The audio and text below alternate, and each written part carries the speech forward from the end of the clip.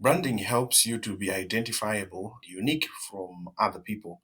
So how do you add branding in Calendly?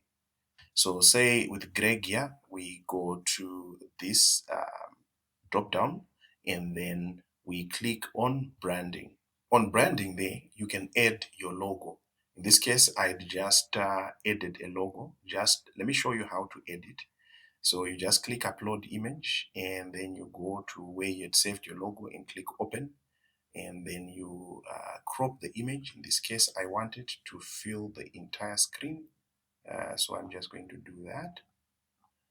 And then I apply. I can force this to be applied to all the users in my organization. So for me to do that, all I have to do is to click apply to all users in the organization.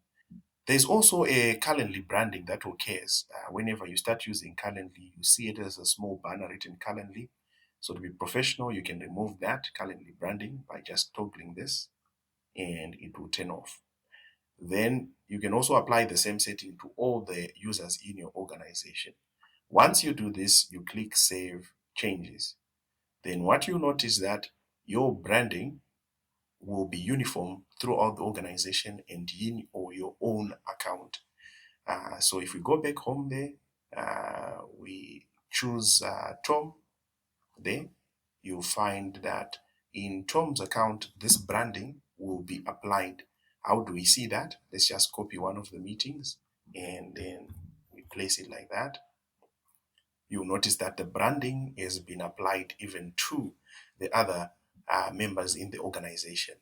So that's how you add your branding, specifically the logo, and removing the Calendly branding there from your booking page.